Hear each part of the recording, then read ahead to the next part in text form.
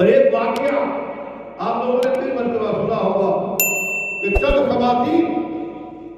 ایک کنویں پر کھڑی ہو کر، پہلے دور میں یہ چیزیں ہوا کرتی تھی، کنویں سے پانی بھرا کرتے تھے اہل علاقہ، تو چند خواتین کنویں پہ کھڑے ہو کر پانی بھر رہی تھی، تو اتفاقاً ان خواتین کے بیٹے اکٹھے ہو کر گزرنے لگے۔ تو ایک خاتون کا بیٹا ڈاکٹر تھا، اس خاتون نے بڑے فخریہ انداز میں کہا کہ یہ دیکھو، یہ میرا بیٹا جا رہا ہے، یہ بہت بڑا ڈاکٹر ہے، اس کا بہت بڑا نام ہے، اس کا بہت بڑا مقام ہے۔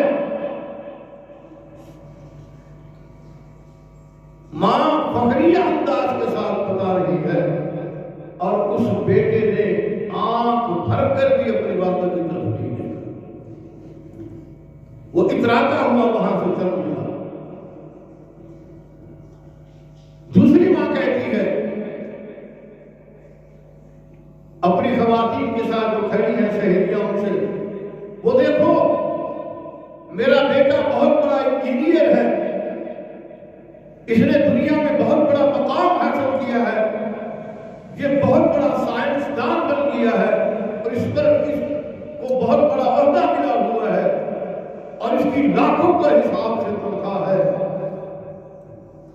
وہ دیکھو میرا بیٹا بڑے فخریہ انداز کے ساتھ بتا رہی ہے۔ اس بیٹے نے بھی آنکھ بھر کے اپنی ماں کی طرف نہیں دیکھا، وہ وہاں سے فخریہ انداز کے ساتھ چلا گیا۔ مختصراً عرض کروں، اور اس میں وہ ایک خوش قسمت خاتون جن پر اللہ نے جنت واجب کر دی ہے، وہ ایک خاتون کھڑی ہو کر کہتی ہے کہ وہ دیکھو میرا یہ بیٹا، وہ بھی بڑے فخریہ انداز کے ساتھ کہتی ہے کہ وہ دیکھو یہ میرا بیٹا عالم دین ہے، حافظ قرآن ہے، قاری قرآن ہے، وہ دیکھو میرا بیٹا آ رہا ہے، جس کے چہرے پر سنت رسول سجی ہوئی ہے، اور جس پر سنت رسول صلی اللہ علیہ وسلم کے مطابق دستار سجی ہوئی ہے، اور پوری متانت کے ساتھ، پوری عزت اور احترام کے ساتھ نگاہوں کو نیچے رکھ کر چلا آ رہا ہے، اور وہ ماں خوش نصیب اور خوش قسمت ماں کہتی ہے کہ میری بہنوں، میری سہیلیوں، وہ دیکھو میرا بیٹا عالم قرآن، حافظ قرآن، حامل قرآن،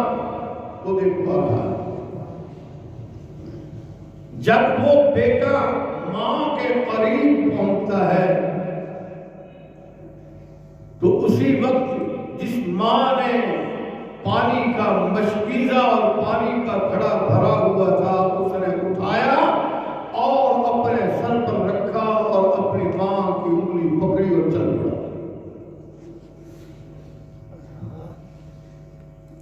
اور جو مائیں بڑے فخریہ انداز کے ساتھ بتائی جا رہی تھی